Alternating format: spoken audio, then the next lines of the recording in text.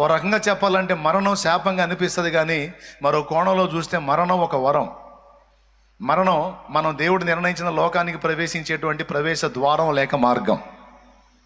ఆ రూట్లోంచి మనం మనకు సిద్ధపరిచినటువంటి ప్రపంచంలోకి అడుగు పెడతాం. ఇది అందరూ గుర్తించాల్సినటువంటి అసలు విషయం. మనందరం దానికి ప్రిపేర్ అవ్వాలి, కానీ మనం ఇక్కడే ఉట్టి కట్టడానికి ప్రిపేర్ అవ్వకూడదు. Praise the Lord. మరి అట్లాగైతే అందరినీ అక్కడికి తీసుకెళ్లాలనేది దేవుని సంకల్పం అయితే, అక్కడికి తీసుకెళ్లాలనేది దేవుని సంకల్పం అయితే అది ఎక్కడుంది? యోహాను సువార్త 14వ అధ్యాయం 1వ వచనం నుంచి చూడు త్వరగా. యోహాను సువార్త 14వ అధ్యాయం 1వ వచనం నుంచి. మీ హృదయములను కలవరపడనీయకుడి, దేవుని యందు విశ్వాసముంచుచున్నారు, నా యందును విశ్వాసముంచుడి. నా తండ్రి ఇంట అనేక నివాసములు కలవు. నా తండ్రి ఇంట అనేక నివాసాలు కలవు, లేని ఎడల మీతో చెప్పుదును. మీకు స్థలము సిద్ధపరచ వెళ్ళుచున్నాను. నేను వెళ్ళి మీకు స్థలము సిద్ధపరచిన ఎడల నేనుండు స్థలములో మీరును ఉండులాగున మరలా వచ్చి నా యొద్ద నుంటకు మిమ్మల్ని తీసుకొని పోవుదు. అది అసలు ప్రణాళిక. నేనుండు స్థలములో మీరును ఉండులాగున నేను మరలా వచ్చి నా యొద్ద నుండుటకు మిమ్మల్ని తీసుకొని పోవుదును అన్న మాట మనం మర్చిపోకూడదు.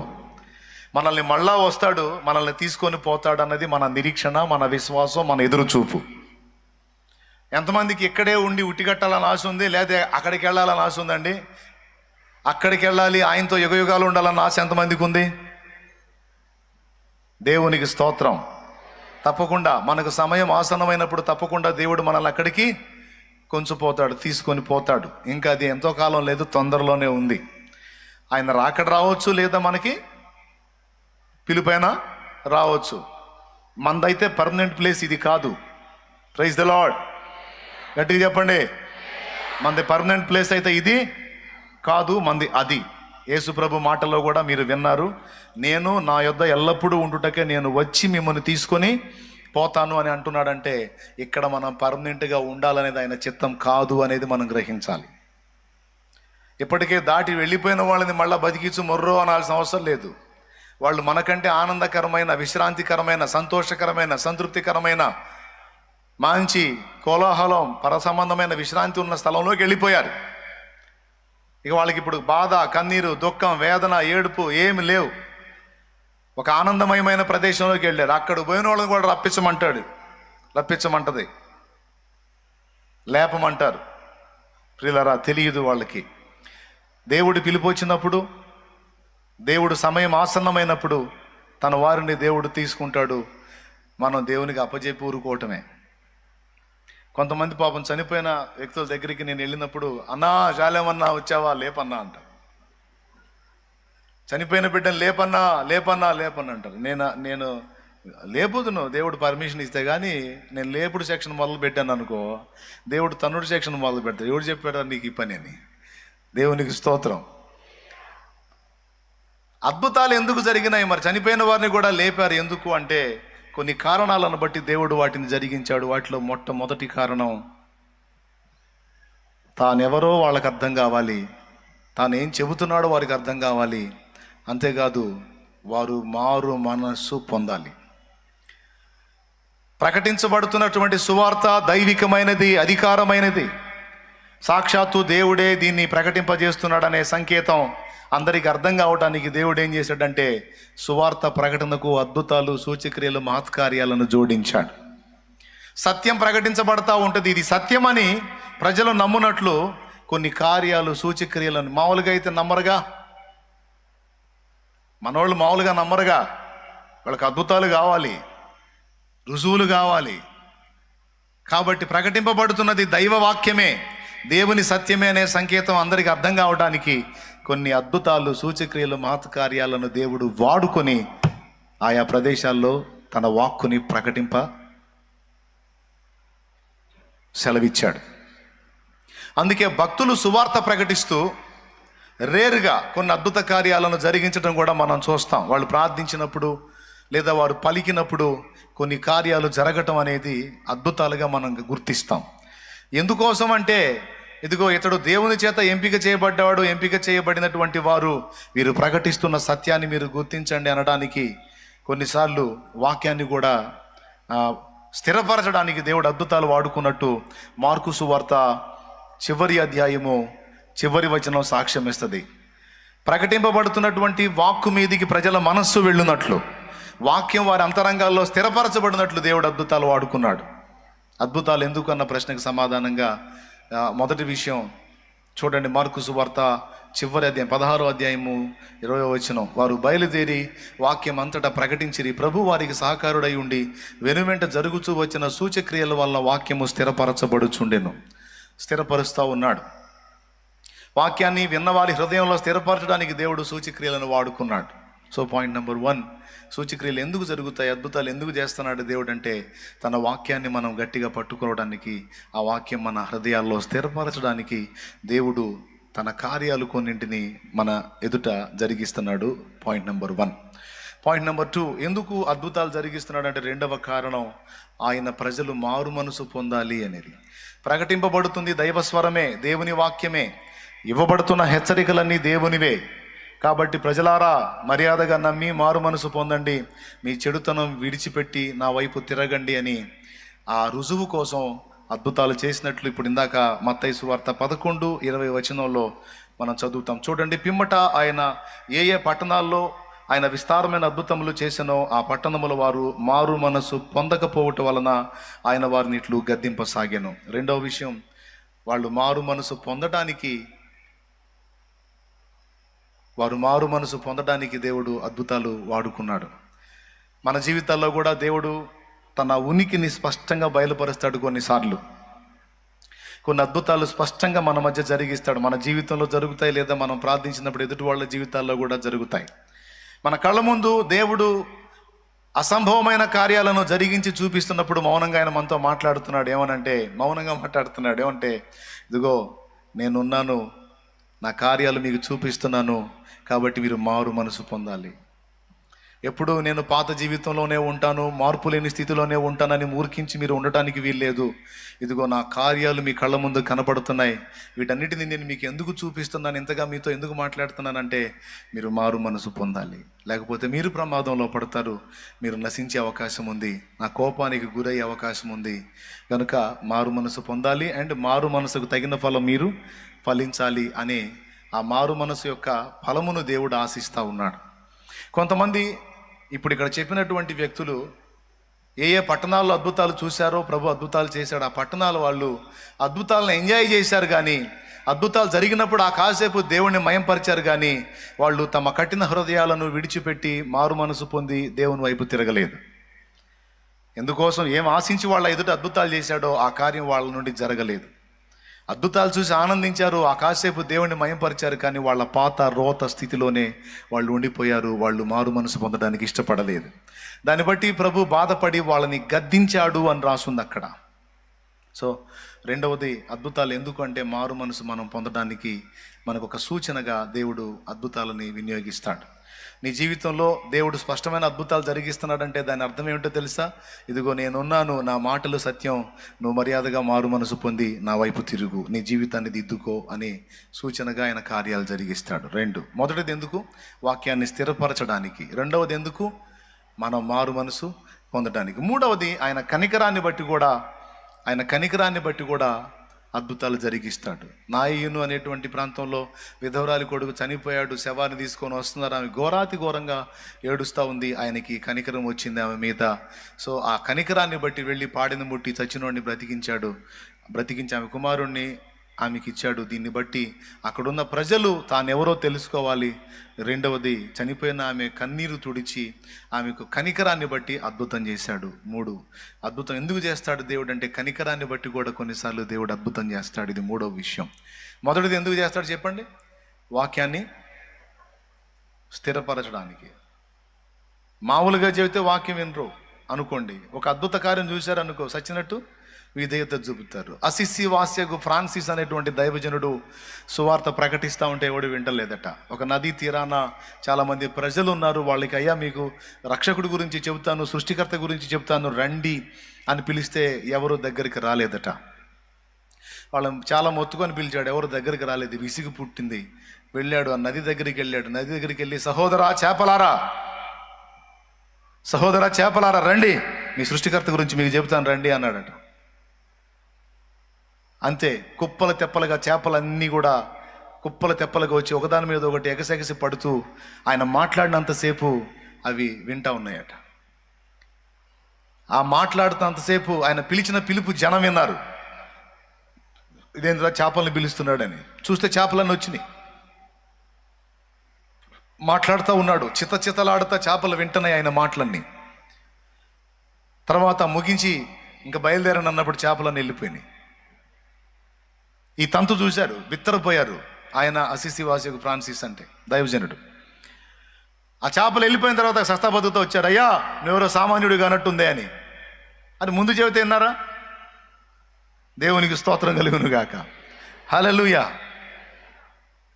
ఓ ప్రాంతానికి వెళ్తాడు, ఆ ప్రాంతంలో ఆయన ఎవరు చేర్చుకోరు. పాప వాళ్ళలో ఒకళ్ళకన్నా దేవుని గురించి చెబుదామని ఆశపడతాడు, ఎవరో చేర్చుకోరు. ఆ దినమంతా తిరుగుతాడు. సాయంత్రం వేళ అయ్యేసరికి అందరూ తలుపులు వేసుకుంటారు, ఒకళ్ళు కూడా ఆయనకి ఆశ్రయం ఇవ్వరు. సాయంత్రానికి అందరూ తలుపులు వేసుకుంటారు, ఎందుకంటే ఆ ఊర్లో తోడేలు వస్తుంది. అది మనుష్య రక్తానికి అలవాటు పడిన తోడేలు. సహజంగా తోడేళ్ళు గొర్రెలను జంతువులను వేటాడతాయి, కానీ ఈ తోడేలు మాత్రం మనుష్య రక్తానికి అలవాటు పడింది. సాయంత్రం వేళల్లో, రాత్రి వేళల్లో అది అటాక్ చేసి మనుషుల్ని, దొరికిన వాళ్ళని చంపేస్తూ ఉంది. అందుకని దానికి భయపడి వాళ్ళు డోర్స్ క్లోజ్ చేస్తారు. మీకు ఇంట్రెస్ట్ ఉంటే అసిసియాగు ఫ్రాన్సిస్ లైఫ్ స్టోరీ, జీవిత చరిత్ర మన స్టాల్లో ఉంటుంది, మీరు తీసుకొని చదవచ్చు. నేను చెప్పిన సంగతులు అందులో ఉంటాయి. అంటే అద్భుతాలని దేవుడు ఎందుకు వాడుకుంటాడు అంటే, జనాలు మామూలుగా మాటినరు కదా. కొన్ని చోట్ల కొన్ని కార్యాలు జరిగినప్పుడు జనాలకి కొంచెం బుర్ర తిరిగేటువంటి పరిస్థితి ఉంటుంది అన్నమాట. అప్పుడు లైన్లోకి వస్తారు. ఆయన ఒక్కడే పాపం వీధిలో ఉంటాడు. కొంతమంది కిటికీల్లోంచి చూస్తూ ఉంటారు, ఇతను అయిపోతాడు ఈరోజు అని. ఎందుకంటే తోడేలు అటాక్ చేసేది. అందరూ గమనిస్తూ ఉంటారు, ఇళ్లలోంచి కిటికీలలోంచి చూస్తూ ఉంటారు. నిజంగా అనుకున్నట్టే తోడేలు వచ్చిద్ది, ఆయన మీద అటాక్ చేయడానికి దగ్గరకు వచ్చిద్ది. అప్పుడు ఆయన గద్దిస్తాడు దాన్ని, తోడేల్ని గద్దిస్తాడండి. ఆగో, దేవుడు నీకు నియమించింది ఏంది, నువ్వు చేస్తుంది ఏంది, నమ్మశక్యంగానివి కానీ నిజంగా జరిగినాయి. అదిగో, దేవుడు నీకు చెప్పింది ఏంది, నువ్వు చేస్తుంది ఏంది, ఆగక్కడ అన్నప్పుడు అది మహారౌద్రంతో వచ్చేది. కాస్త ఆయన గద్దించినప్పుడు అది ఆగిపోయి మోకాళ్ళ మీద కూర్చుంటుంది. ఇళ్లలో కిటికీలలో నుంచి చూస్తూ ఉంటారు. మనుష్య రక్తానికి ఎందుకు అలవాటు పడ్డా, మనుషుల్ని ఎందుకు దాడి చేసి చంపుతున్నావు, అది నీకు దేవుడిని సెలవైందా, దేవుడు నీకు అలా ఇచ్చాడా, నీకు వేరే ఆహారాన్ని దేవుడు సిద్ధపరిచి ఉండగా నువ్వు మనుషుల ప్రాణాలను ఎందుకు తీస్తున్నావు అని గద్దించినప్పుడు అది గడగడలాడితే అక్కడే కూర్చుంటుంది. అలా కూర్చున్న తర్వాత దానికి చెప్తాడనమాట, రోజు ఫలానా టయానికి నీవురా వాళ్ళ ఆహారం పెడతారు, తిను, వెళ్ళిపో. ఒక కుక్కకి ఆహారం పెట్టినప్పుడు అది తిని వెళ్ళిపోయినట్టుగా ఇక నుంచి అది తినాలి, అది వెళ్ళాలి, అది ఆజ్ఞ. అది చేసి పోయి వెళ్ళిపో అంటాడు. ఆయన గద్దించినప్పుడు అది వెళ్ళిపోతుంది. అది వెళ్ళటం వీళ్ళు కళ్ళారా చూస్తారు. అది గడగడలాడుతా మోకాళ్ళ మీద ఉండి అతని మాటలు వినడం చూస్తారు. ప్రియులారా, ఇది నమ్మశక్యంగా ఉందా మీకు? కానీ ఇలాంటి జరిగిన బైబిల్లో కూడా సాక్ష్యం ఇస్తుంది. ఏలియా, నీవు కెరీతు వాగు దగ్గర నేను నీకు చూపించే స్థలంలో దాగి ఉండు, నేను కాకోలములకు సెలవిచ్చాను, అవి నీకు ఆహారాన్ని తీసుకొస్తాయి అంటే, కాకులు తీసుకొచ్చి ఆహారము ఏలియాకి ఇచ్చినట్టు బైబిల్లో రాస్తుంది తెలుసా? దేవుడు కాకులతో మాట్లాడాడు. యోనా ఓడ కిటికీలో నుంచి విసరబడతాడు, నువ్వు యోనాని మింగాలి, ప్రాణాలతో కాపాడాలి, నేను నీకు చూపించే ప్రదేశంలో అతన్ని నువ్వు బయటికి అక్కివేయాలని తిమింగలంతో దేవుడు మాట్లాడినప్పుడు, యోనా గ్రంథాన్ని మీరు చదివితే, యోనా మరి దేవునికి వ్యతిరేకంగా నినివే వెళ్ళమంటే తార్షీషుకు వెళుతున్నప్పుడు ఓడ కిటికీలో నుంచి యోనా విసరబడతాడు. అక్కడ స్టోరీ ఉంది, మీకు అందరికీ తెలుసు.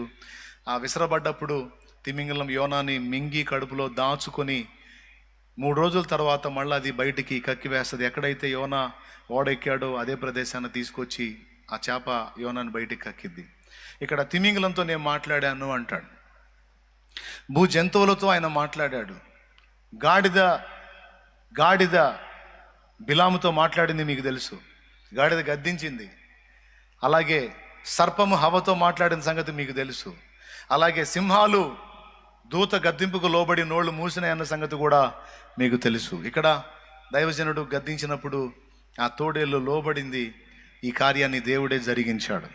ఒకవేళ అతడు ఒక సామాన్యుడిగా ఉండి దేవుడు అతనికి తోడై ఉండకపోతే ఆ వేళ తోడేలు అతన్ని చంపుతుండొచ్చు. కానీ ఆయనకి దేవుడు తోడై ఉన్నాడు. ఆయన ప్రార్థించుకున్నాడు, దేవా నీ శుభవార్త ప్రకటించడానికి నేను బయలుదేరాను, నాకు కోఆపరేట్ చేయి, ఈ ఊరి ప్రజలు నిన్ను నమ్మునట్లు ఒక కార్యం జరిగించన్నప్పుడు తోడేలుని కంట్రోల్ చేయటం ద్వారా ఆ ఊరి ప్రజలు ఆయన దగ్గరికి వచ్చి, నువ్వెవడవో సామాన్యుడవు కావు, ఈ తోడేలు మమ్మల్ని ప్రాణాలు తీస్తుంది, నువ్వు మాట్లాడినప్పుడు అది విన్నది, మోకాళ్ళు వేసింది, గడగడలాడింది, మరి ఇది సామాన్యమైన విషయం కాదు, నువ్వు చెప్పదలుచుకున్నది ఏదో చెప్పు, మేమందరం వినటానికి సిద్ధంగా ఉన్నామని ఊరే కదిలిద్ది. అట్లాగున కొన్నిసార్లు దేవుని మాటలు ప్రజలు వినడానికి, విన్న మాటలు హృదయంలో స్థిరపరచుకోవడానికి కొన్ని అద్భుతాలను దేవుడు ఉపయోగించుకుంటాడు. ఇది మొదటి సంగతి. రెండవది, మారు మనసు పొందడం కోసం అద్భుతాలు దేవుడు చేస్తాడు. అద్భుతాలు అనుభవిస్తూ పాపాన్ని కొనసాగించడం కాదు. అద్భుతాలు అనుభవిస్తూ కొంతమంది ఏమనుకుంటారో తెలుసా, నా జీవితంలో దేవుడు అద్భుతాలు చేస్తున్నాడు, నేను ఏది ప్రార్థిస్తే అది నెరవేరుస్తూ ఉన్నాడు, మీరు నన్ను అంటున్నారు నువ్వు అలా ఉండకూడదు ఇలా ఉండకూడదు అని, దేవుడు నన్ను ఆమోదించాడు, నేను ప్రార్థన చేస్తే అద్భుతాలు చేస్తున్నాడు అని కొంతమంది అంటారు. పాపంలో కొనసాగుతూ, అక్రమ మార్గాల్లో కొనసాగుతూ, నేను ప్రార్థించినప్పుడు దేవుడు వింటున్నాడు, నా ఎడల దేవుడు అద్భుతాలు చేస్తున్నాడు అని అంటారు. ఎందుకు విన్నాడు, ఎందుకు అద్భుతాలు చేశాడు? నీ పాపానికి ఏమన్నా సర్టిఫికెట్ ఇచ్చాడా? ఏం పర్లేదు బేటా, వాళ్ళు అంతే అంటారులే నాన్న, నువ్వు పాపం చేసుకున్నానా, నేను నీ కోఆపరేట్ చేస్తాను, వాళ్ళకి చెప్పి నేను వింటున్నానా ఏంది, నువ్వు ఏది అడిగితే అది వింటున్నాను, ఏది చెప్తే అది చేస్తున్నాను బిడ్డ, నువ్వేం పర్లే, నీ తంతు నువ్వు కొనసాగించని చెప్పి దేవుడు ఏమన్నా సపోర్ట్ చేస్తున్నాడా పాపానికి? పాపానికి ఎప్పుడు నిద్రలో కూడా దేవుడు సపోర్ట్ చేయడు. నా పాపాన్ని దేవుడు ఆమోదించాడని ఎవరు ఎప్పుడు అనుకోవద్దు. ఎవరు ఏ చిన్నదైనా పెద్దదైనా పాపంలో ఉంటే దయచేసి వాడు దాన్ని విసర్జించి మారు మనసు పొందటమే మంచిది. లేకపోతే అద్భుతాలు సంగతి ఏమో కానీ దేవుని గద్దింపుకు గురి కావాల్సినటువంటి పరిస్థితి ఏర్పడింది. అద్భుతాలు జరుగుతున్నాయంటే పాపాన్ని సపోర్ట్ చేయటం కాదు, ఈ కార్యాలు చూసైనా మారు మనసు పొందండారా అని దేవుడి పిలుపది. సో రెండవది, అద్భుతాలు ఎందుకోసం అంటే మారు మనసు కోసం. మూడవది, కనికరాన్ని బట్టి ఆయన అద్భుతాలు చేశాడు. నాలుగవది, దేవుని క్రియలు మహిమపరచబడటానికి దేవుని మహిమార్థమై కూడా ఆయన అద్భుతాలు చేశాడు. ఇవన్నీ కూడా ఎందుకు దేవుడు గ్రంథంలో రాయించాడంటే, ఈ అద్భుతాలన్నీ ఎందుకు చేశాడో అవన్నీ రాయించాడు. ఇక్కడ మనం ఇప్పుడు చదువుకున్నటువంటి వచనంలో ఒక్క మాట మీదకి మీ మనసును నేను తీసుకెళ్ళి ముగిస్తాను. ఏంటంటే, విమర్శ దినము అనే ఒక మాటని ప్రభు ఇక్కడ ప్రస్తావించాడు. అయ్యో కొరాజినా, అయ్యో బెత్సైదా, మీ మధ్య చేయబడిన అద్భుతాలు తూరు సీదోను పట్టణంలో చేసి ఉంటే వాళ్ళు ఇప్పటికే బూడిద పోసుకొని గోనె పట్ట కట్టుకొని మారు మనసు పొందుండేవాళ్ళు. కొరాజినా, బెత్సైదా, చాలా అద్భుతాలు మీ కళ్ళ ముందు జరిగినాయి, మీరు చూశారు, కానీ మీరు మారు మనసు పొందలేదు, దేవుని వైపు తిరగట్లేదు. దీని ఫలితంగా మీ గతి ఏమైందో తెలుసా? రేపు విమర్శ దినమందు మీ గతి కంటే సొదొమ గొమొర్రాల గతి లేదా తూరు సీదోనుల గతి ఓర్వతగినదై ఉండును అనే మాట మాట్లాడాడు. దీని అర్థం ఏమిటంటే, చాలా స్పష్టంగానే ప్రభు మాట్లాడుతున్నాడు. విమర్శ దినం ఒకటి ఉంది, ఆ రోజున మీరు చాలా ఇబ్బంది పడతారు అనే మాట ప్రభు మాట్లాడాడు. ఆ విమర్శ దినం అనే దాని దగ్గరికి మీ మనసును ఆకర్షించాలని నేను ఈ వచనం మీకు చూపించాను. ఇందులో భాగంగానే దేవుడు అద్భుతాలు ఎందుకు చేస్తాడు అన్నదానికి ఒక 4 ఆన్సర్స్ చెప్పాను. ఇప్పుడు విమర్శ దినం అన్నదాన్ని దయచేసి మనసులో పెట్టుకోండి. విమర్శ దినం టీవీలో వేస్తాడు కదా, ప్రజా తీర్పు అని, చూడలేదా? ప్రజా తీర్పు. సరే, ఈ విమర్శ దినం, ఈ తీర్పు దినం సంగతి పక్కన పెడితే, మనందరం ఎప్పుడు మర్చిపోకుండా గుర్తుపెట్టుకోవాల్సినటువంటి విమర్శ దినం ఒకటి ఉంది. విమర్శ దినం అంటే మనందరం, ఇంతమంది గుంపులో ఉన్నాను నన్ను గుర్తుపడతాడంటావా అని అనుకోవద్దు. నువ్వు ఎక్కడున్నా, ఏ మూలన్నా, ఏ గుంపులో ఉన్నా, ఏ స్థితిలో ఉన్నా, నువ్వు కళ్ళు తెరుచున్నా, నిద్రపోతున్నా సరే, ఈ మాట జాగ్రత్తగా విను. ఈరోజు ఇంతమంది గుంపులో నిన్ను గుర్తుపెట్టినట్టే రేపు కోట్ల మందిలో నిన్ను ప్రత్యేకంగా పేరు పెట్టి పిలిచి నిలబెడతాడు జనంలో. సూపరో, సంతోషంగా చప్పట్లు కొట్టుకుంటున్నావు. రేపు పెళ్ళి అయ్యిద్ది అక్కడ. నేను ఎందుకు ఆ పాయింట్ చెప్పాను అర్థం కాల, టప కొట్టారు, మంచి పని చేశారు. మీకేం జరిగిద్దో మీరే ముందు చప్పట్ల రూపంలో చెప్పారు. ఒక్కొక్కరికి మోతం మోగిద్దని. దేవునికి స్తోత్రం. స్త్రీలు పురుషులు అందరూ, ఏ భేదం లేదు, ప్రతి ఒక్కరు కూడా, ముఖ్యంగా అన్యుల సంగతి పక్కన పెడితే క్రీస్తు యేసునందు విశ్వాసులమైన మనకి కూడా విమర్శ దినం ఒకటి ఉందనేది మాత్రం మర్చిపోవద్దు. మనల్ని కూడా దేవుడు ప్రశ్నించే రోజు ఒక రోజు ఉంది, మనల్ని లెక్క అడిగే రోజు ఒక రోజు ఉంది. ఆ ఒక్క రోజుని దృష్టిలో పెట్టుకొని మన ప్రతిరోజు గడపాలి అన్న ఒక్క మాట మీ దృష్టిలోనికి నేను తీసుకొస్తున్నాను. ఒక రోజు ఉంది, ఆ ఒక్క రోజును దృష్టిలో పెట్టుకొని మన ప్రతిరోజు మనం గడపాలి. ఏ రోజు ఆ రోజు అంటే విమర్శ దినం. ఆ ఒక్క రోజుని దృష్టిలో పెట్టుకొని ఒక భర్త భార్య దగ్గర జీవించాలి, భార్య దగ్గర భర్త జీవించాలి, తల్లిదండ్రుల దగ్గర పిల్లలు బతకాలి, పిల్లల విషయంలో తల్లిదండ్రులు జీవించాలి, సమాజంలో ప్రజల ముందు ఆ దినాన్ని దృష్టిలో పెట్టుకొనే మనం బతకాలి. చాలామంది అదొక రోజు ఉంది అన్న విషయాన్ని మర్చిపోయి బతుకుతున్నారు. అదొక రోజు ఉంది అన్న సంగతి మర్చిపోయి బతుకుతున్నారు కాబట్టే విచ్చలవిడిగా వాళ్ళు ఇష్టం వచ్చినట్టు వాళ్ళు బతికేస్తూ ఉన్నారు. ప్రజెంట్ టైం నీకు ఇచ్చాడు, ఇది నీ సమయం. ఈ సమయంలో నువ్వు క్రియలు చేస్తూ ఉంటావు, దేవుడు మౌనంగా చూస్తూ ఉంటాడు, నిన్ను గదిలిచ్చడు. ఎప్పుడన్నా గద్దిస్తే, చెబితే, కోప్పడితే ఇలా వాక్య రూపంలో తన దాసుల ద్వారా నిన్ను సరిచేయటానికి గద్దించి, హెచ్చరించి, వార్నింగ్ ఇచ్చి నిన్ను బ్యాలెన్స్ చేయడానికి ట్రై చేస్తాడు. ఈ కూటమి అయిపోయి నువ్వు బయటికి పోయిన తర్వాత నీ ఇష్టం వచ్చినట్టు నువ్వు చేయొచ్చు, దేవుడు మౌనం. లేదా ఈ కూటమి విడిచి కూడా నువ్వు వెళ్ళొచ్చు, దేవుడు మౌనం, నీ ఇష్టం అని. కానీ ప్రతి గంట, ప్రతి నిమిషం, ప్రతిరోజు, ప్రతి పూట ఆ విమర్శ దినాన్ని దృష్టిలో పెట్టుకొని సత్క్రైస్తవుడు బ్రతకాలి. ఆ రోజున దేవుడు ప్రతి ఒక్కరిని కూడా తీర్పు తీర్చేటువంటి రోజు. ఈ భూమి మీద నీకు ఇచ్చినటువంటి ఆయుష్కాలంలో నువ్వు జీవించిన జీవితంలో నీ ప్రతి క్రియ లెక్కగట్టబడుతుంది. నీ మాటలు, చేష్టలు, నడతలు సమస్తం బైబిల్ గ్రంథంలో మన మాటలు కూడా దేవుడు లెక్క రాసుకుంటున్నాడు అన్న సంగతి గ్రంథంలో రచింపబడి ఉన్నది, రాయబడి ఉన్నది. మత్తయి సువార్త 12:36 మలాకీ గ్రంథము, ఈ రెండు కూడా రాయబడి ఉన్నాయి. మత్తయి సువార్త 12:36 ఒకసారి తీసి చూసుకోండి. నేను మీతో చెప్పున్నదేమనగా, మనుషులు పలుకు వ్యర్థమైన ప్రతి మాటను గూర్చి విమర్శ దినమున లెక్క చెప్పవలసి ఉండును. చూసారా, విమర్శ దినం అనే మాట ఉంది. ఆ విమర్శ దినంలో లెక్క అడుగుతాడట. ఆ లెక్క అడిగేటప్పుడు పనికి మాలిన మాటల్ని బట్టి కూడా లెక్క అడుగుతాడట. మనం అనుకుంటాం సహజంగా, మనం మాట్లాడుతున్న మాటలు ఎవరు వింటున్నారులే, మనం చాటును చెప్పుకుంటున్నాం, మనం ఏదో మాట్లాడుతున్న అవతల వాడికి కీడుకరంగా మన మాటలు ఎవరు పట్టించుకుంటున్నారులే అని మనం అనుకుంటాం. కానీ దేవుని గ్రంథం చెప్తుంది, దేవుని గ్రంథంలో రచింపబడి ఉంది పరిశుద్ధాత్మ ప్రేరణతో, విమర్శ దినం రోజున నీవు మాట్లాడే ప్రతి మాట వలన కూడా లెక్క చెప్పాల్సి ఉంటుంది అని దేవుడు రాయించి పెట్టాడు.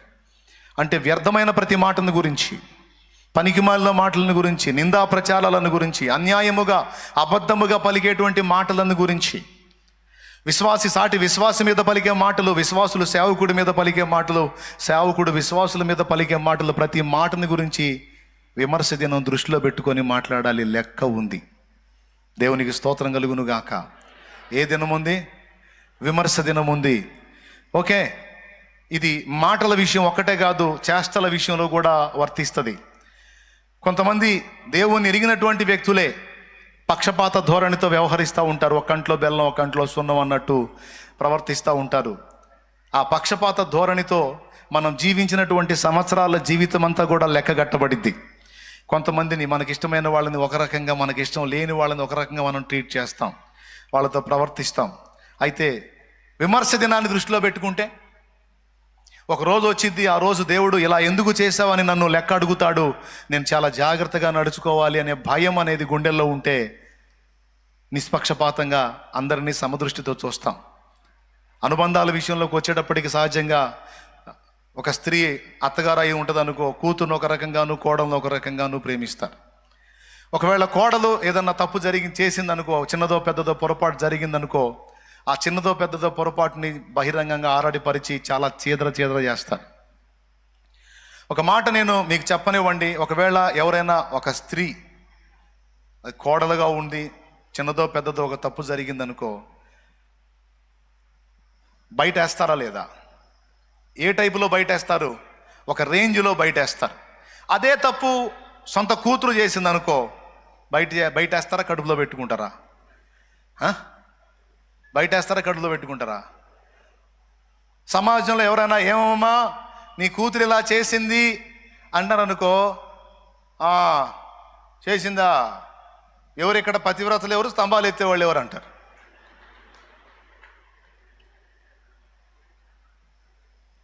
కూతుర్నంటే, తన కూతుర్నంటే. అదే మరో తల్లి కన్నా బిడ్డ అయి ఉందనుకో, క్షమించరు. నలుగురిలో నవ్వులు పాలయ్యే విధంగా మాట్లాడుతా నలుగురిలో ఆరడిపరుస్తారు. నేను ఒక మాట చెప్తాను, ఆమె కూడా ఒక తల్లి కన్నబిడ్డే కదా. ఇంకా చెప్పాలంటే తన ఇంటిని వదిలిపెట్టి నీ ఇంటికి వచ్చింది. ఏమని వచ్చింది? అత్తవి కాదు నువ్వు అమ్మవే అని, మామయ్య కాదు కన్న తండ్రి అన్నట్టుగా మీ పంచన చేరింది. తన ఇల్లు వదులుకుంది, తన వాకిలు వదులుకుంది, తన స్వజనంలో వదులుకుంది. మీరే తన సొంతమని తన ఇంటి పేరు కూడా మార్చుకొని ఆఖరికి నీ ఇంటి పేరే తన ఇంటి పేరు చేసుకుంది. నీ కూతురు వేరే ఇంటికి పోయి ఆ ఇంటి పేరు తన ఇంటి పేరు చేసుకుంది. కానీ నీ కోడలు నీ ఇంటికి వచ్చి నీ ఇంటి పేరును తన ఇంటి పేరు చేసుకుంది. న్యాయంగా మాట్లాడాలంటే ఎక్కువ ప్రేమ ఇక్కడే దక్కాలి. కానీ ఏం చేద్దాం? మానవ నైజం. ఎంతమంది ఒప్పుకుంటారండి? ఎంతన్నా చెప్పాను, కోడల మీద ఎందుకో ప్రేమ పుట్టదు. కొంతమంది అంటారు, మనం ప్రేమ చూపినా అవతల చూపించాలి కన్నా, అవతల కూడా ఉండాలిగా. నేను చెబుతున్నాను, ప్రేమను పుట్టిస్తుంది, ప్రేమను మొలిపిస్తుంది. గోధుమ గింజ నాటితే గోధుమ చెట్టు వచ్చింది, మామిడి గింజ నాటితే వేప గింజ నాటితే. కొంతమంది అంటారు అవతల వాళ్ళు కూడా ప్రేమిస్తే మనం కూడా ప్రేమించవచ్చు అని. ఓకే, ప్రేమించలేదు, నువ్వు ప్రేమించు, తప్పకుండా అవతల వాళ్ళలో కూడా ప్రేమ పుడుతుంది. అందుకు తిరుగులేదు.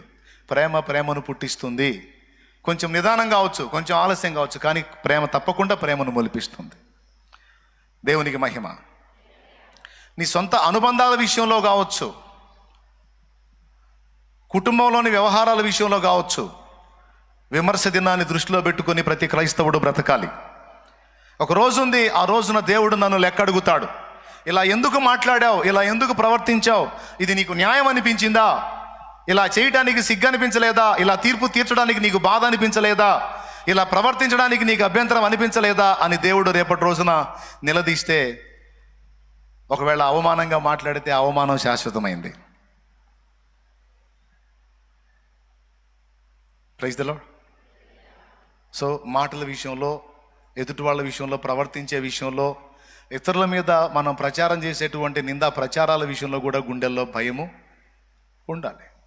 విమర్శ దినాన్ని దృష్టిలో పెట్టుకోవాలి. నాకైతే భయం అండి, ఒకళ్ళ మీద ఒక నిందా ప్రచారం వచ్చినప్పుడు. నేను కొంతమందిని చూశానండి, సేవకుల్లోనే చూశాను. అరే వీళ్ళు రేపు దేవుని ముందు సిగ్గుతో తల దించుకుంటారు కదా, రేపు ఏం సమాధానం చెప్తారు వీళ్ళు అని చాలా బాధపడ్డాను.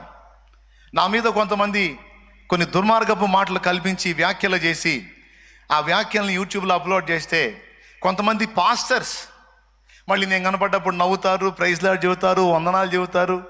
సేవకులు ఇతరులకు వాటిని పంపిణీ చేశారండి. అది నిజమా అబద్ధమా అనేది వీడు తెలుసుకోవాలి కదా, సహోదరుడు తెలుసుకోవాలి కదా. అది వాస్తవంగా జరిగిందా, జరగకపోతే అది ఒక నిందా ప్రచారం అయితే, నిందను ప్రచారం చేసే కుక్కల జాబితాలో నేను కూడా కుక్కలా చేరతాను కదా. ఇందులో వాస్తవం ఎంత అవాస్తవం ఎంత? అయ్యో రేపు దేవుని లెక్క ఒకటి ఉంది కదా, విమర్శ దినం ఒకటి ఉంది కదా. ఒకవేళ దైవజనుడి మీద అబద్ధం పుట్టిస్తే నేను అబద్ధాన్ని ప్రచారం చేసిన అవుతాను కదా అని గుండెల్లో వీసుమంతా కూడా భయం లేకుండా, ఫలానోడి మీద ఇలా ఒక విమర్శ వచ్చింది అంటే చాలా సంతోషంగా దాన్ని చూడటం, అనేక మందికి దాన్ని షేర్ చేయటం, ఆ పాపంలో నేను కూడా వాటాదారుణ్ణి అన్నట్లుగా ఈ పట్టణంలో ఉన్నోళ్లే కావచ్చు, బయట ప్రాంతాల్లో ఉన్నోళ్లే కావచ్చు, ఎంత సందడిగా తిప్పలు పడ్డారంటే ఈ దెబ్బతో షాలేం రాజు అనేవాడు అవుట్ అని సంబరపడిపోయారు. ఆశ్చర్యం చెప్పనా, దేవుడు నా పరిచర్యని ఇంకా రెట్టింపుగా ఆశీర్వదించి నన్ను వాడుకోవటం ఎక్కువ చేశాడు. ఇప్పుడు నేను చెయ్యలేనంత పరిచర్య దేవుడు నాకు ఇచ్చాడు, నేను అలిసిపోయేంత సేవ నాకు ఇచ్చాడు. అబ్బో ఇక నా వల్ల కాదురో బాబోయ్ అన్నంతగా అలిసిపోయేంత సేవ నా చేతికి ఇచ్చి దేవుడు ఆయన పనిని జరిగిస్తూ ఉన్నాడు. కానీ నా పతనాన్ని ఆశించి ఒక అబద్ధంగా నా మీద వచ్చినటువంటి ప్రచారాల్ని 10 మందికి వ్యాపింపజేసిన వాళ్ళు చూసావా, ఈగలు తోలుకుంటూ కూర్చున్నారు. చెరపకురా, ఎవడు గుంట తీస్తే వాడే,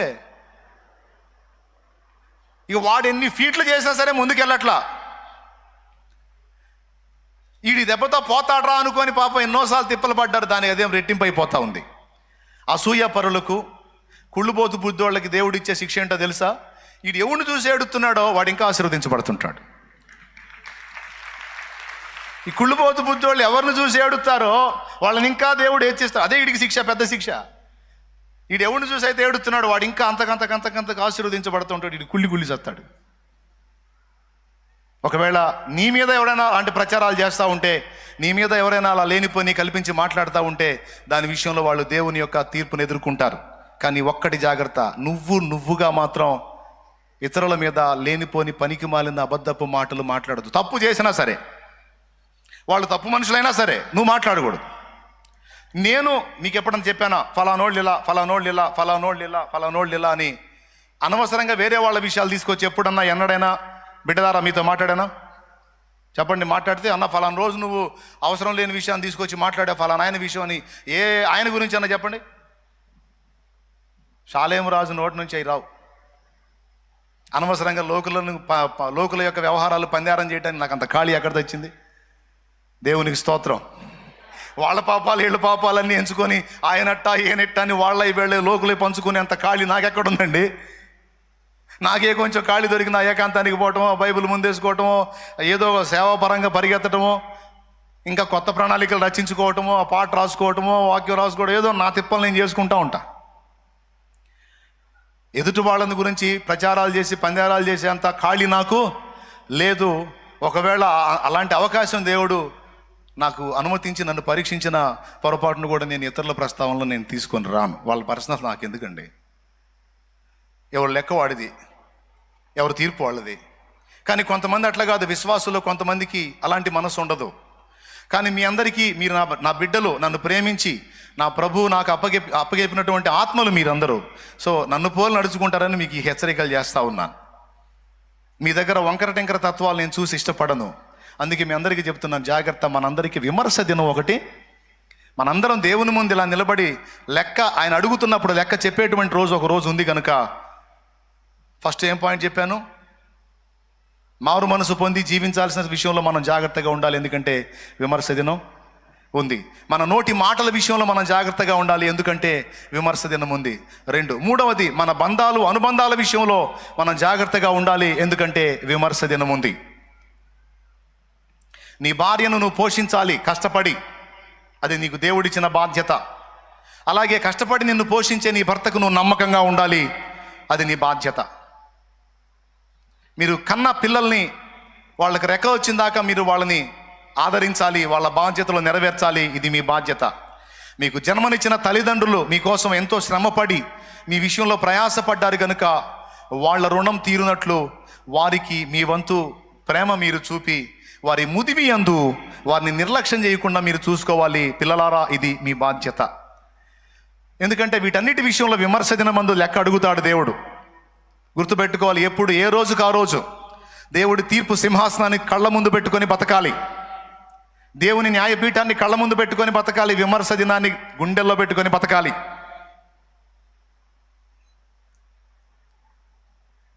అమ్మో, దేవుడు నన్ను లెక్క అడుగుతాడు. ఇప్పుడు ఎన్ని రకాలు చెప్పాను? మొట్టమొదటిది, మారు మనసు విషయంలో జాగ్రత్త పడాలి. పాపాలు చేసుకుంటా దేవుడు నన్ను ఏం అంటలేదులే అంటే ఉండి ఒక్కసారి రాలుతాయి పళ్ళు. అయిపోయింది, సింపుల్గా అర్థమైందని చెప్పాలే. 1. 2, మాటల విషయంలో మాటేగా ఏముందిలే వదిలేద్దాం. బ్రదరు ఫలానోడు ఇట్టంటగా తెలిసిందా నీకు? తెలియలేదా? ఊరే భలే పడ్డా కూర్చో. అబ్బాబ్బా, ఏం పండుగ ఒక్కొక్కడికి లోకులది పంచుకోవాలంటే. ఏం పండుగ? దా కూర్చో. బాయ్, 2 మళ్ళీ టీ తాగుతా. ఈ సుత్తి మీటింగ్కి మళ్ళీ టీ తాగుతా. మొత్తం రాయబడతాయి ఆడ. అదే మలాకి గ్రంథంలో చెప్పింది. అన్యుల సంగతి పక్కన పెట్టి విశ్వాసులు మాట్లాడుకుంటూ వింటాడంట. నా భక్తులు మాట్లాడుకుంటారు, ఏం మాట్లాడుకుంటారని.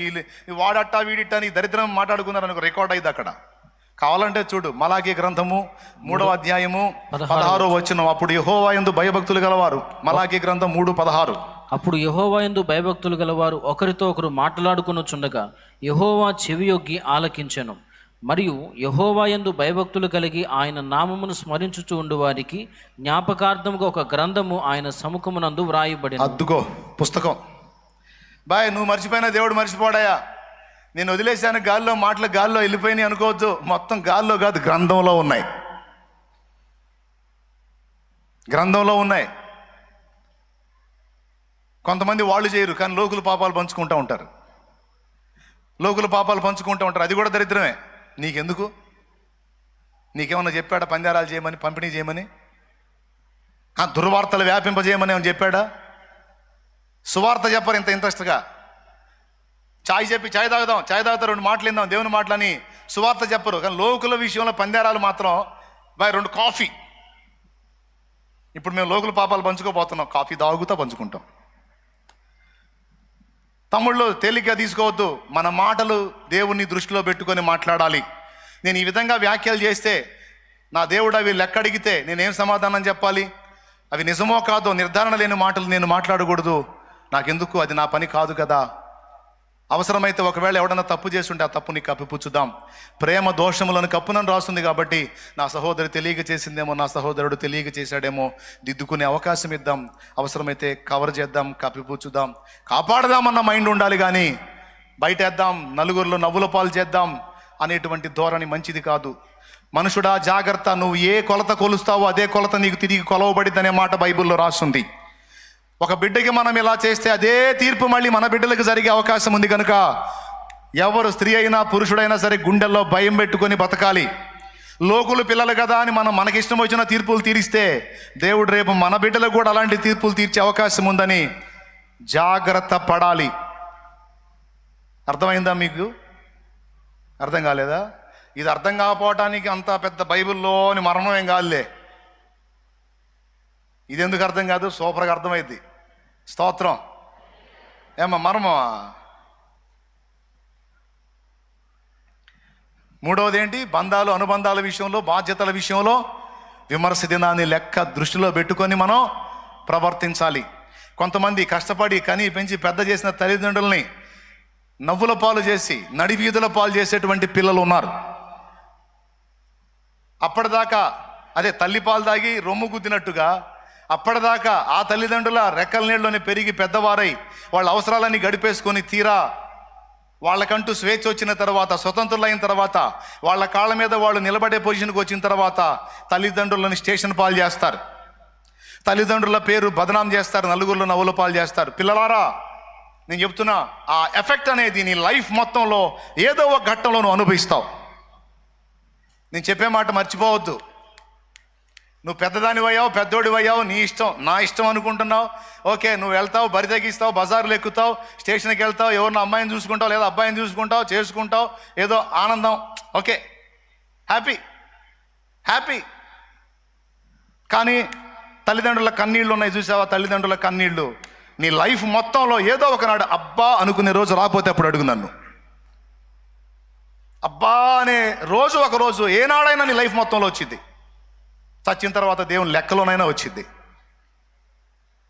అందుకే దేవుని పిల్లలారా, మీరు నన్ను ప్రేమించి వెంబడించే బిడ్డలు కనుక తస్మాత్ జాగ్రత్త. విచ్చలవిడిగా నీ ఇష్టం వచ్చినట్టుగా బతికి రేపు దేవుని తీర్పులో విమర్శ దినంలో నిలబడే పరిస్థితికి తెచ్చుకోవద్దు. శాపాన్ని కొని తెచ్చుకోవద్దు. మిమ్మల్ని కని పెంచి పెద్ద చేసి మీ జీవితాన్ని మంచిగా అందంగా తీర్చిదిద్దిన తల్లిదండ్రులకు మీ భాగస్వామిని వెతికే ఛాన్స్ కూడా ఇవ్వండి. మీకు మీరే డిసైడ్ చేసుకోవద్దు, మీకు మీరే నిర్ణయాలు చేసేయొద్దు. కొంతమంది వాళ్ళకు వాళ్ళే ఓన్గా డిసైడ్ చేసుకుంటారు. ఇప్పుడు నేను ఈ మాటలు చెప్తున్నా, కొంతమందికి ఏడ్చోలే పోవే అన్నట్టు ఉంటుంది. ఓకే, ఏమైంది? ఏడ్చావులే పో, అడిగిపోతా, నేను అడిగిపోను, నేను ఎప్పుడు ఇక్కడే ఉంటాను. దేవునికి స్తోత్రం. నీకయిద్ది ఏంటి? ఒకరోజు పెళ్ళి కాదు, బతుకంతా పెళ్ళి అయింది. అది ఆడపిల్లలకి మగపిల్లలకి మొత్తానికి చెప్తున్నా. న్యాయమా కాదా? నేను ఇలాగ నా ఇష్టానికి నేను బతికేస్తే దేవుడు నన్ను లెక్క అడిగితే నేనేం చెప్పాలి? ఇది న్యాయం కాదు. నా తండ్రి ఎన్నో ఆశలు పెట్టుకున్నాడు, నా తల్లి ఎన్నో ఆశలు పెట్టుకుంది.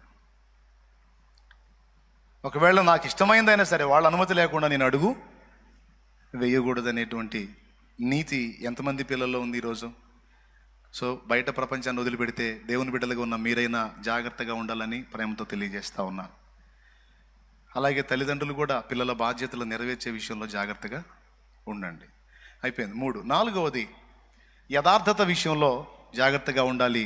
ప్రతిరోజు విమర్శ దినాన్ని దృష్టిలో పెట్టుకొని పనిచేయాలి. యథార్థత. దేవుడు యథార్థవంతులను ఇష్టపడతాడు, యథార్థతను గమనిస్తూ ఉంటాడు. కొంతమందిని నేను గమనిస్తూ ఉంటాను. ఇప్పుడు నువ్వు ఒక దగ్గర పనికి వెళ్ళావు, పని చేస్తున్నావు.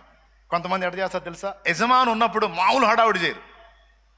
యజమాని ఉన్నప్పుడు అబ్బా వీడు ఎంత నమ్మకస్తుడురా, అబ్బా ఇటు ఒరిజినల్ రా నాయన అన్నంత బిల్డప్ ఇస్తారు. వాడు అటు బాగానే ఇటు సైలెంట్గా కూర్చుంటాడు, తరే అనుకుంటాడు. అంటే సో మాస్టర్ అన్నమాట. ప్రియులారా, గుర్తుపెట్టుకోండి, సేవలో నిన్ను పెట్టినా, పరిచర్యలో నిన్ను పెట్టినా, బలిపీఠం దగ్గర నిన్ను పెట్టినా, లేదా బయట నువ్వు పనికి వెళ్ళినా, ఎక్కడ నిన్ను ఏ పనికి ఏ బాధ్యతకి నిన్ను అప్పచెప్పినా నీలో యథార్థత ఉండాలి. వేషధారణ ఉండకూడదు, నాటకాలు ఉండకూడదు.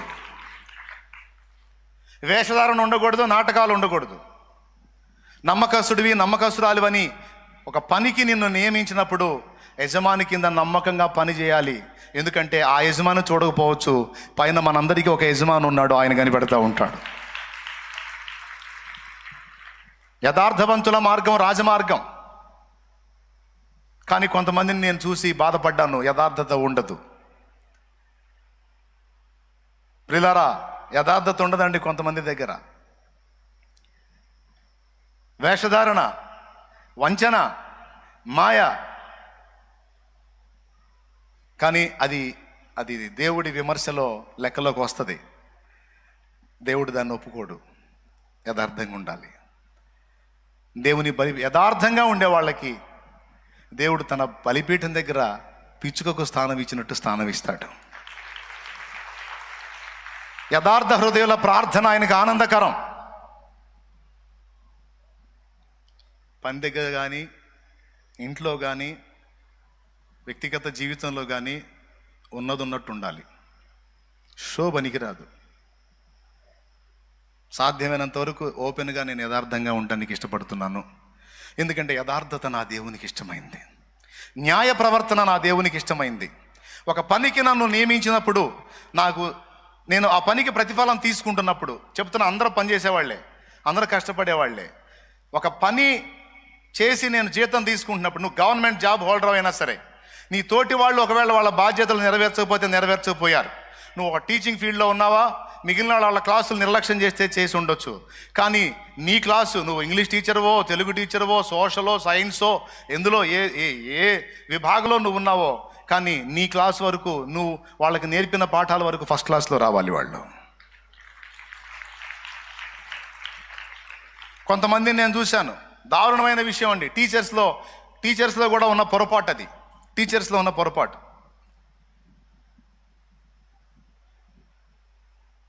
10వ తరగతి వాడు చదువుతున్నాడు. 10వ తరగతి చదువుతున్నాడు వాడు. నా పేరు రాయాలంటే వాడు తెలుగులో రాయాలా, ఇంగ్లీష్లో రాయాలా? నా పేరు రాయాలంటే తెలుగులో రాయాలా, ఇంగ్లీష్లో రాయాలా? ఓ చిన్నవాడిని చూశాను నేను. వాడు 10 చదువుతున్నాడు. నా బాధ ఏందో తెలుసా? అసలు వీడు కనీసం చదవటం రాయటం రాకుండా 10 తరగతులకు ఎలా వచ్చాడు? వీడిని అసలు 10 తరగతులకు తెచ్చిన ఆ టీచర్స్ ఎవరో వాళ్ళని గిన్నిస్ బుక్లో ఎక్కించాలి నేను.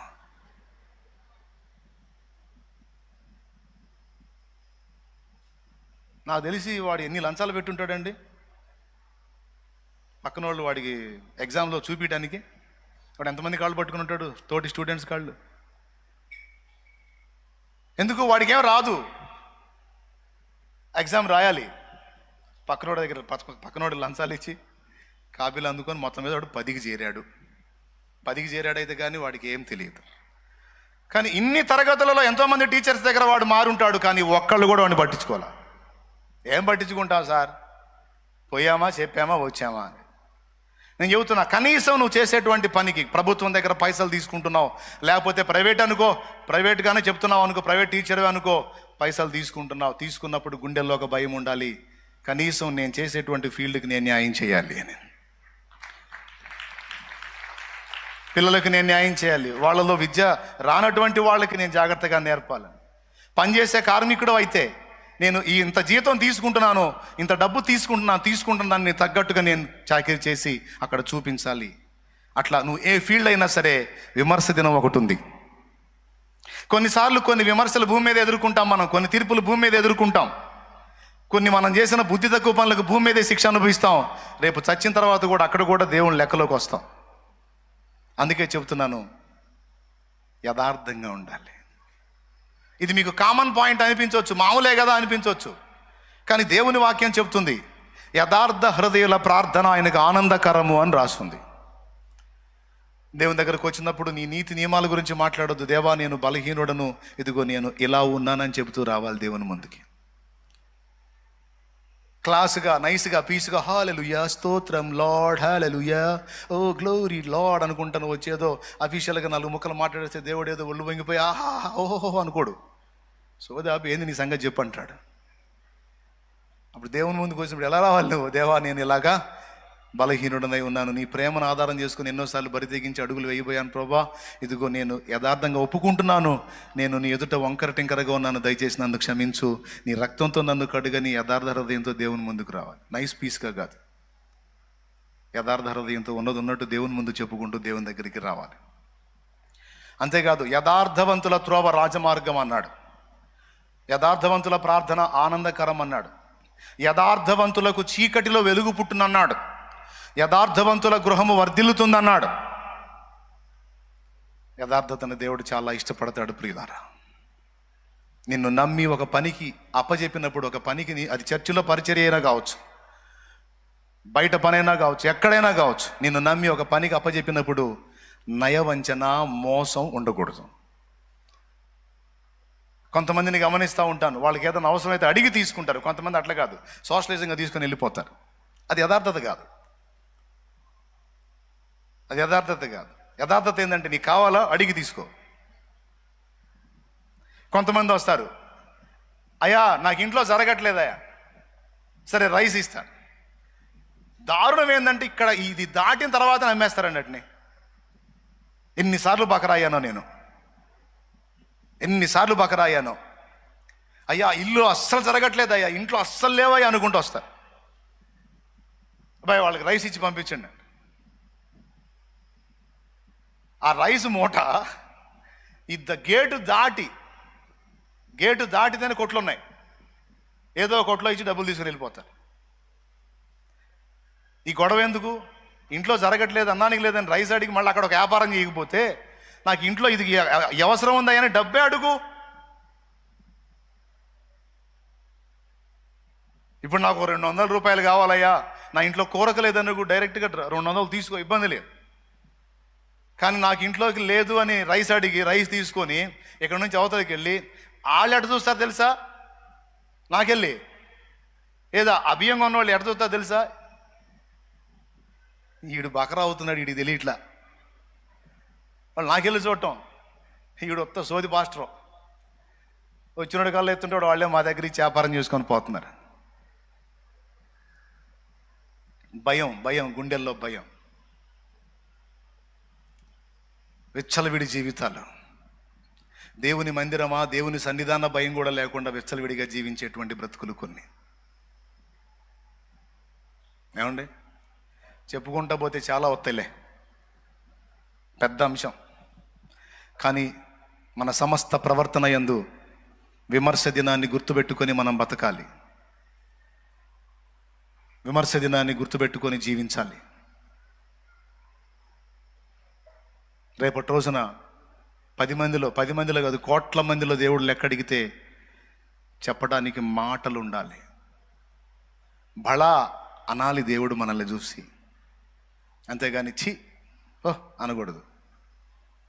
ఏ రోజుకు ఆ రోజు గుండెల్లో భయం కలిగి, అమ్మో నేను దేవుని ముందు నిలబడాల్సిన దాన్ని, అమ్మో నేను దేవుని ముందు నిలబడాల్సిన వాడిని. నీకు గవర్నమెంట్ జీతం ఇచ్చిద్ది, బల్ల కింద చేయబెట్టువాకు. గవర్నమెంట్ జీతం ఇచ్చిద్ది, బల్ల కింద చేయబెట్టువాకు. కృతజ్ఞతతో ఒకవేళ వాళ్ళు అయ్యా నాకు మేలు చేసా సంతోషంగా ఇస్తున్నానంటే అది దాని తప్పు లేదు.